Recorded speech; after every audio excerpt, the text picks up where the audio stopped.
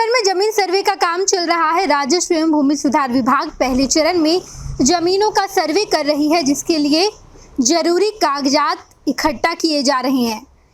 Camp लगाया गया है। गांव कस्बों में कैंप लगाकर जमीन का सर्वे चल रहा है, लेकिन कई ऐसे जगह है जहां की जमीन का सर्वे नहीं किया जाएगा।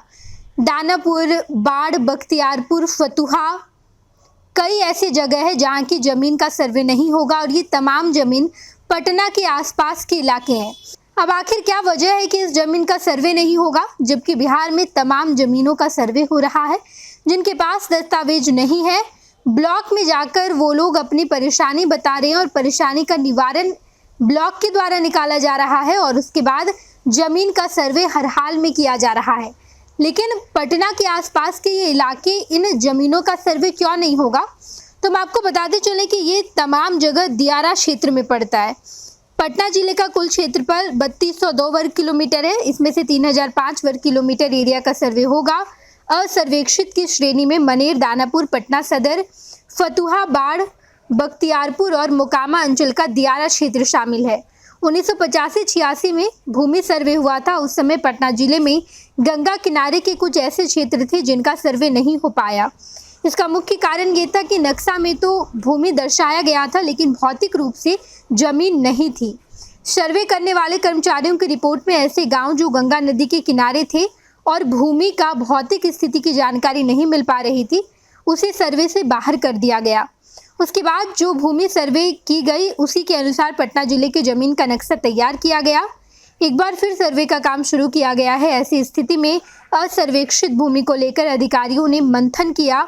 अंततः असर्वेक्षित भूमि को इस सर्वे से बाहर रखने का फैसला लिया गया है।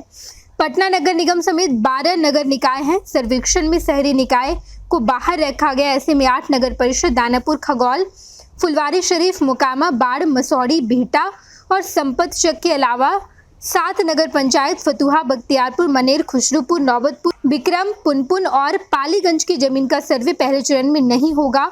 पटना नगर निगम क्षेत्र के अधीन आने वाले क्षेत्र भी इस सर्वे से बाहर रहेंगे। अधिकारियों का कहना है कि शहरी क्षेत्र का सर्वेक्षण दूसरे चरण में किया जाएगा। कई ऐसे जमीन है जिनका सर्वे इस चरण में नहीं होगा और वो जमीन की जानकारी हमने आपको दी है।